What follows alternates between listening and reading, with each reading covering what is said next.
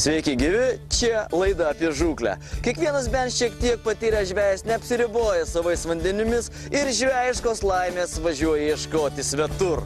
Dabar trumpai apie tai, ką matysite šiandien.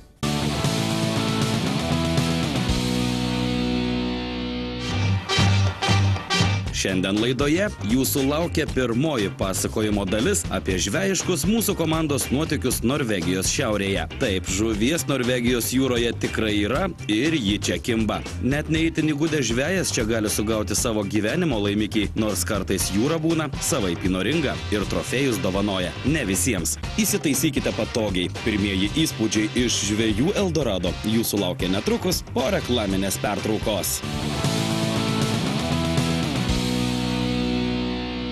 Čia laida apie žūklę. Kiekvieno žvejo svajonė yra sužvejoti savo gyvenimo trofėjų, savo gyvenimo žuvį. Ir galbūt lengviausia visą tai yra padaryti Norvegijos šiaurėje. Tačiau visa žūklė ir jos organizavimo procesas tikrai nėra toks paprastas, kaip gali atrodyti iš pirmo žvilgsnio. Apie tai ir bus šiandien mūsų laida. –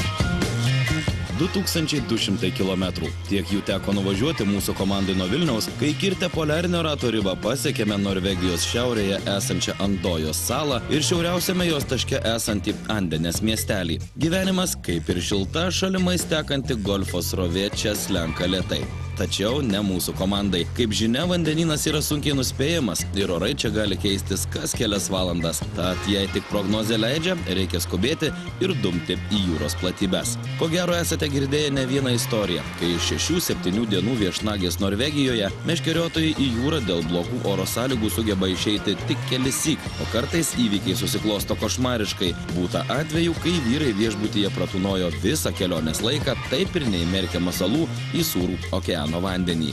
Užbėgant įvykiams už akių paminėsime, jog mums pasisekė visu 100%. Atvykus į meškeriotojų stovyklą Nordfish LT jūroje vyravo visiškas štilis, 3 dienas kaitino bemaž 25 laipsnių šiluma, o ilgalaikė prognozė bylojo, jog žvejoti galėsime kasdien. Tokius kabutėse karščius vietiniai gyventojai vadino tikrą anomaliją ir traukė link pajūrio pliažų, o mes skubėjome ruošti meškeres ir kuo greičiau leistis trofėjinių laimikių ieškoti. Tiesa, keletą paskutiniųjų dienų pasisopome ir ant bangų, pasiklausėme vėjo švilpimo. Tačiau sąlygos dar nebuvo kritinės ir eilinės žūklės tai visiškai nesugadino.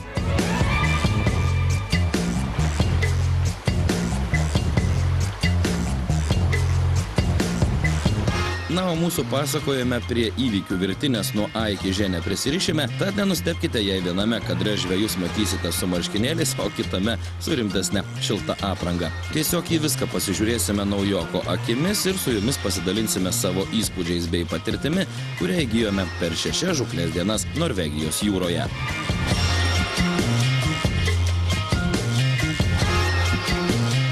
Jau pirmi dreifai eilinį kartą patys atsakė į klausimą, kodėl Norvegijos šiaurė vadinama žvejų rojumi. Suradus pirmus povandeninius šlaitus, galingos jūrinės meškerės užlinko visiems įgulos nariams, o operatorius nespėjo filmuoti kateryje vykstančių dramatiškų žvejų ir žuvų susirėmimų. Kiek vėliau pirmosioms aistroms nurimus buvo nuspręsta kamerą jungti tik tada, kai meškerė lenks solidaus dydžio ar kažkoks įdomesnis laimikis. Mat 4-5 kg menkė ar 10 kg otas čia laikomi kone smulkme.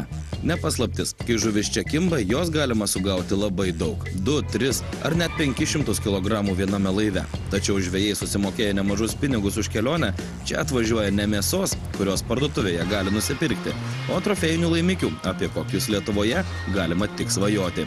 Štai kodėl jūroje, ieškant didelės žuvies, kartais tenka nemažai paplaukioti bėgant nuo įkyrių juodadėmių menkių, dar vadinamų pikšomis ar nevertinamų jūros vėgėlių, kurios beje užkimba labai solidaus dydžio. Na, o mes grįžtame prie naujoko Norvegijos jūroje temos ir paprastai bei žemiškai pamėginsime pasidalinti savo pastebėjimais, kurie mūsų galva yra svarbus, jei pirmą kartą ruošiatės keliauti į tokią ekstremalią žūklę ir kankina informacinis badas. Ko gero reikėtų pradėti pokalbį nuo aprangos. Pirmas 2 dienas, beveik 3 dienas švietė saulė, buvo šilta virš 20 laipsnių šilumos, kas stebino net pačius visko mačiusius šiaurės norvegus. Tačiau oras po 3 dienų staiga kardinaliai pasikeitė. Jeigu pirmomis dienomis žvejojame valtyje kaip Havajuose, sakykime, buvo štilis, buvo šilta, o dabar po kelių dienų viskas pasikeitė taip, kad tenka rengtis netgi kartais žieminius rūbus. Jeigu žvejodami Baltijoje mes galime prognozuoti 1 ar 2 dienoms orą kažkiek tai čia oras visai neprognozuojamas, nes nusileido nuo kalnų debesys ir oras pasikeitė. Todėl tiesiog nerekomenduočiau pagailėti vietos automobilyje rūbams, nes čia reikia turėti visko, nuo visai lengvų rūbų iki iš esmės žieminės aprangos. Nes vieną dieną jūs tiesiog galite jaustis kaip, kažkur galbūt viduržemio jūroje žvejodami, o kitą dieną, taip kaip žvejotumėte šiaurėje už poliarinio rato, kaip mes dabar žvejojame čia Norvegijos šiaurėje.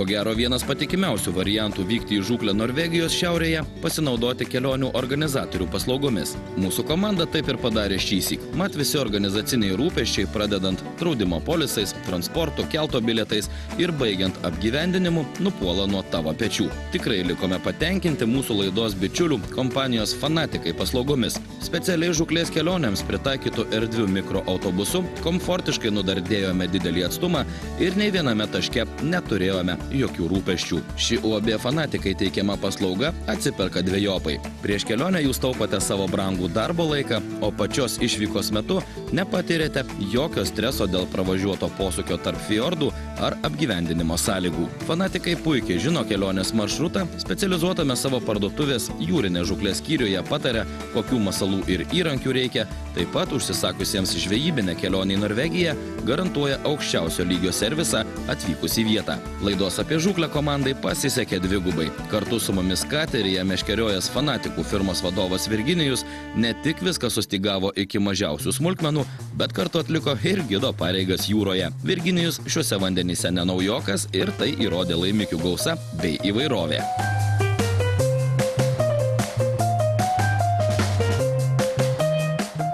Nuo Andėnės miestelio pagrindinės žūklės vietas katerių pasiekėme vos po 20-30 minučių. Privatus uostelis įrengtas pačiame salos smaigalyje, tad sutaupama daug laiko ir degalų norint pasiekti kovines vietas. Jei oras prastas, tuomet nutaikius keletą ramesnių valandų galima greitai išplaukti ir nuraminti žūklės kirminą, ko nepavyktų padaryti, jei 10 ar 15 km tektų plaukti iki atviros jūros iš kur nors fjorde įsikūrusio uosto. Beje, ką dar vertėtų paminėti, tai poliarinės dienos privalumus. Čia pusę metų būna šviesu 24 valandas ir tik dirstelėjęs į laikrodį gali suprasti, kiek valandų yra iš tikrųjų. Ko gero suprantate, kur lenkiu. Taip, žvejoti be jokių problemų Norvegijos šiaurėje galima visą parą. Sąlygos čia beveik nesiskiria, žuvies paieškos sąlygos, žvejybos sąlygos nuo žūklės mūsų Baltijos jūroje išplaukiant iš uosto. Tiesiog plaukti iš uosto čia reikia daug mažiau, o po to plaukime nedoliau kaip 15 km ir giliai čia iki 50, iki 60 metrų, taip kaip mūsų gimtojoje Baltijoje. O žuvies ieškome irgi iš esmės surasdami kažkokius tai kalnelius, kritimus, ten, kur, teoriškai gali būti žuvis, viskas lygiai taip pat kaip Baltijos jūroje. Kai kas žvejodami Norvegijoje tiesiog sugretina tą žvejybą su dideliais gyliais, baisuliniais atstumais plaukimo. Ne, čia yra viskas kitaip. Net ir mane tai nustebino, kad iš esmės viskas labai čia paprasta ir komfortiška. Niekuo nesiskiria žūklė nuo Baltijos jūros. Žinoma, nebent laimikių kiekiu ir laimikių dydžiais. Tačiau, žinoma, čia yra ir išimčių ieškant žuvies. Sakykime, jeigu mes ieškome jūros ešerių, tai jų reikia ieškoti dideliuose giliuose, iki 200 metrų ir netgi kai kada giliau. Tačiau jeigu žvejojame kitą dugninę žuvį, tai užtenka 20, 25, 35 metrų gelmių iki 50 metrų. Žinoma, Norvegijoje žuvį gali sužvejoti bet kas, net ir visai nežvejojantis. Tačiau apibendrinant lyginant žuklės paieškas, galiu pasakyti tai, kad tas mitas, kad Norvegijos jūrose, kur merksi, ten žuvis kimba, nėra visiškai tikras. Žinoma, kai žuvis labai aktyvi, kai jos yra daug, gal ir taip. Tačiau, žuvis yra žuvis ir kartais būna ji visai neaktyvi, jos tenka labai rimtai paieškoti, o čia jau reikia įdėti šiek tiek žvejiškų pastangų. Na, o žvejiškos pastangos turbūt yra vienodos visoje planetoje. Tai masalų keitimas, įdomių gylių ir dugno anomalijų paieška, sonaro parodymų stebėjimas, teisingai pasirinkta dreifo kryptis. Vieną kartą geriausiai kimba kylant į šlaitelį, kitą kartą masalus pravedant šalia jo ir taip toliau. Klaidinga ta nuomonė, jog Norvegijos jūroje žuvis griebia bet ką. Iš esmės dalis tiesos yra, tačiau svarbiausia, kas tą masalą griebia. Žiūrėk vienokį pilkerį ar sistemėlės pipiriuką, žiaumoja neįtin geidžiamos pikšos vėgėlės ar nedidelės saidos, o menkės ar tarkime oto nėra. Tuomet vienas, antras, trečias eksperimentas ir meškerė užlinksta kaip reikiant. Pataikius masalo spalvą, formą, visa komanda pradeda gaudyti menkę, laukiamą žuvį, o jų rūšių čia nesuskaičiuojama gausybė.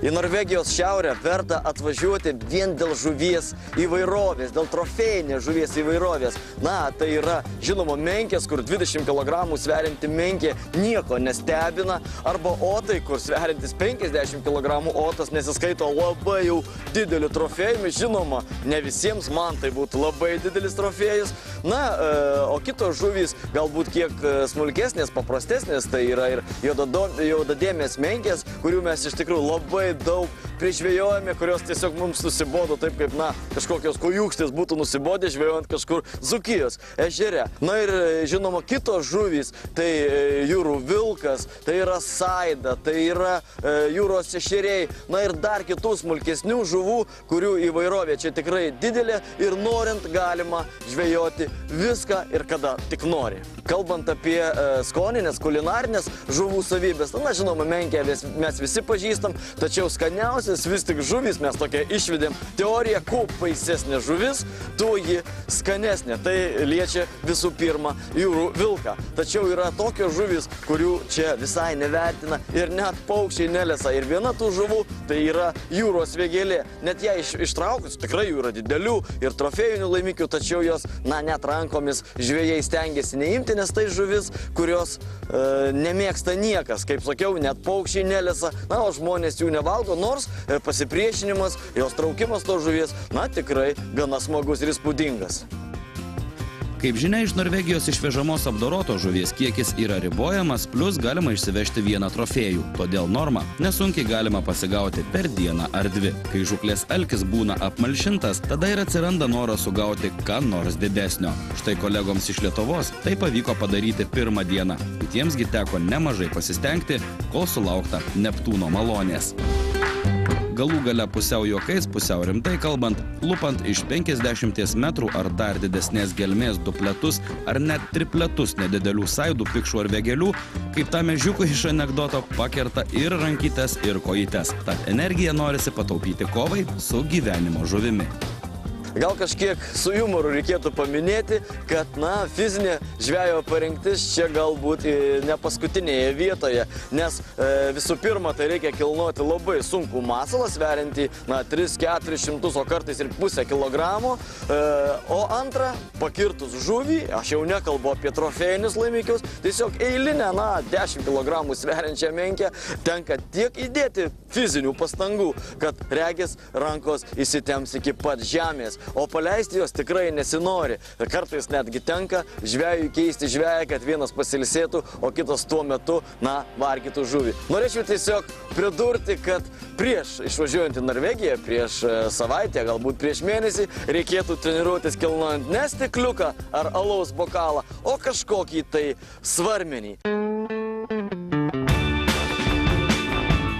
Slėpti nėra ką. Žuklė Norvegijos jūroje ekstremali ir fiziškai varginanti. Tad ne paskutinėje vietoje yra ir žvejo poilsis bei elementarūs komforto dalykai. Kelionės organizatorius UAB Fanatikai mums rekomendavo žvejų stovyklą Nordfish LT, kurioje žmonės bendrauja lietuviškai ir į bet kurį klausimą tuoj pat gausi aišku atsakymą. Šią stovyklą įkūrę užkietėję žvejai žino, ko reikia meškeriotojams ir dešimtys apgalvotų smulkmenų gerokai palengvina gyvenimą grįžus iš jūros, o tai Tai pailgina poilsio laiką. Apartamentuose viskas nauja, švaru, 4 žmonės gyvena 2 kambariuose su atskirais dušais. Netrūksta čia ir erdvių valgomųjų su visa buitinė technika, kur po žūklės galima išsikepti šviežią laimikį ir prie stalo aptarti kitos dienos žūklę. Stovykloje taip pat įrengta drabužių džiovykla, erdvi žuvies dorojimo patalpa, pramoninis šaldytuvas, tad žvejui nereikia sukti galvos, kaip čia tas lauktuves namiškiams sutvarkyti ir kur tą žuvį iki išvykimo saugoti. Nordfish bazėje įrengta ir nedidelė žūklės prekių parduotuvė bei nuomos punktas, kur galima išsinuomoti visą reikiamą įrangą žūklei, jei jos neturite, bei išsirinkti trūkstamus masalus, nuo pagrindinio pilkerio iki sistemėlės elementų, kabliuko, sukynės ar valo. Bazėje dirbantys žmonės tikrai patars, kam ko reikia, pamokys užsirišti sistemą, nes jų čia reikia turėti daug. Masalų praradimai Norvegijos jūroje dideli. Ko jau ko, o kliuvinių čia netrūksta. Kas ko gero svarbiausia žūklėje Norvegijos šiaurėje, tai žinoma kateriai. Transportas, kuriuo jūs ieškote žuvies ir ją parsivežate į krantą. Privačiame Nordfish uostelyje plūduriuoja nauji ekonomiški dyzelinu arba benzinu varomi laiveliai, kuriuose įdiegti profesionalūs sonarai su GPS imtuvais bei jūros žemėlapiais. Žinoma, kiek degalų bus sunaudota, viskas priklausys tik nuo jūsų norų.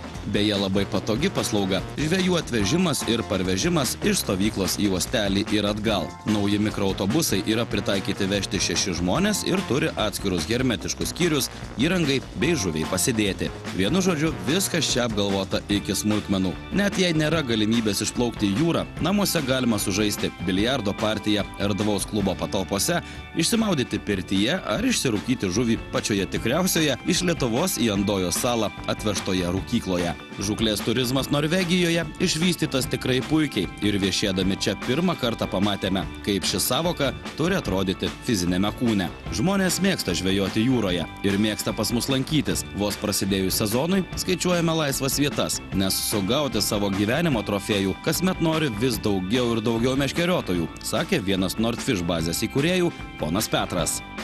Sezonas yra 12 mėnesių, bet pagrindinė nuo balandžio 1 iki rugsėjo vidurio.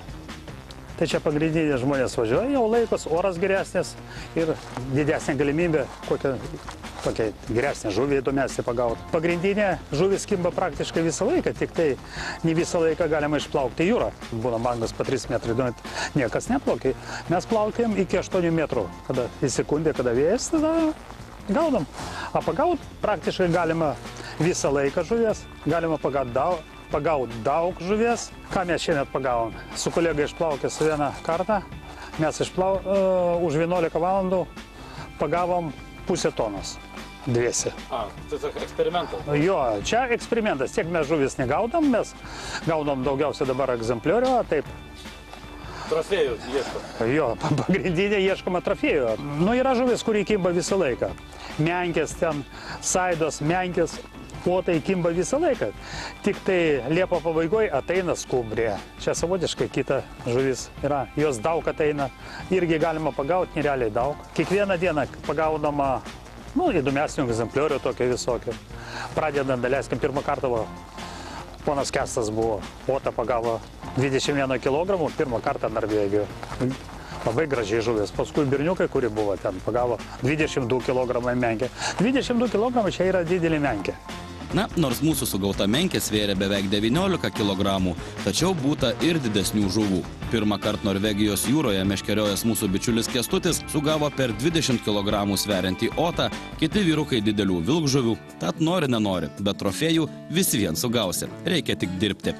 Na, o norint dirbti, reikia turėti kuo tai daryti. Visą įrangą, gal net daugiau nei reikia, mes apsirūpinome Lietuvoje. Važiuoti į Norvegiją ir vežtis 3 pilkerius, galiuką valo ir 2 sistemėles gali nebent labai turtingas žmogus. Nemažai masalų lieka jūros dugno kliuviniuose, o įrankių kainos čia labai didelės. Ir vargu ar apsidžiaugtumėte už eilinį pilkerį mokėdami 50 €, kai namuose jis kainuoja tiek pat, tik litais. Vykstant žvejoti į Norvegiją, masalais ir įranga žūkliai reikėtų pasirūpinti dar Lietuvoje, nes Norvegijoje, kaip žinia, viskas yra nepalyginamai brangiau. Čia tik mažoji dalis viso to, ką mes atsivežėme su savimi. Nors reikėtų turėti daug daugiau ir mes turime daug daugiau, todėl kad praradimai čia tikrai nemaži. Ir kartais praradę kažkokį tai masalą, tiesiog mes čia negausime. Be to reikia eksperimentuoti su įvairiais masalais, su masalų dydžiais, svoriais, spalvomis ir, visam tam reikia turėti, kuo tai padaryti. Daug nesukę galvos mes kreipėmės į mūsų bičiulių fanatikai parduotuvę Vilniuje, kurioje, tiesiog visą tai įsigijome, nes ši parduotuvė specializuojasi jūrinės žūklės reikmenų prekyboje.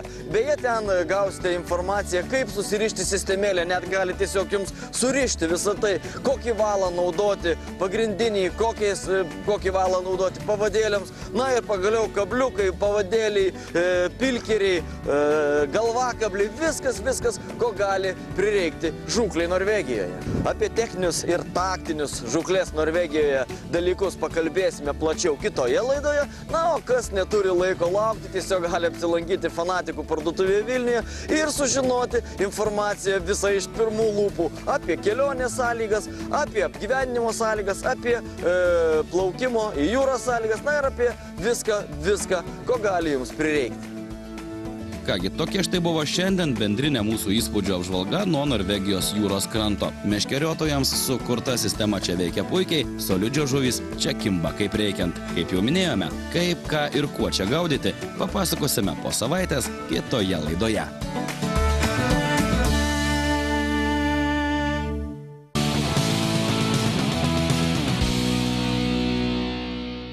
Štai taip puikiai ir šauniai praleidome laiką žūklėje Norvegijos šiaurėje. Kadangi mūsų laidos komanda dalyvauti trofėjinio laimikio konkurse negali, todėl trofėjus pasirinko mūsų trofėjinio laimikio konkurso dalyviai.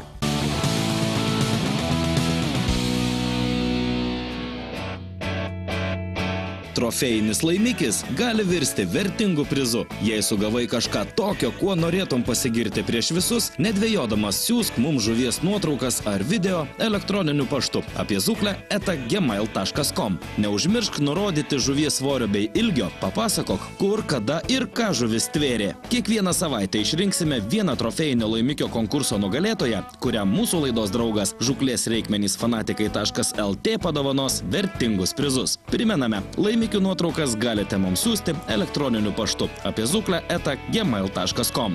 Pagaliau į mūsų kraštus atkeliavo tikra vasara ir vis daugiau meškeriotojų traukia prie vandens. Šią savaitę į trofėjinio laimikio konkurso pašto dėžutę įkrito daug įdomių laiškų, kuriuose radome dėmesio vertų egzempliorių. Šįsyk nugalėtojus skelbėme Artūrą Kochanską, kuris Teizininkų ežere sugavo 4 kg 300 gramų svėrusį karosą. 52 cm ilgio monstras susidomėjo naktinio slieko ir žirnio sumuštiniu. Sveikiname Artūrą, jis tikrai nusipelnė mūsų laidos draugų fanatikai.lt įsteigto prizo. Atminkite, jei ir jums pavyko sužvejoti kažką įspūdingo, mes visada laukiame laimikių nuotraukų. Sveikiname šios savaitės trofėjinio laimikio konkurso nugalėtoją, o norvegiškos žūklės tęsinį kviečiu žiūrėti kitą savaitę. O šiandien atsisveikinu. Ate!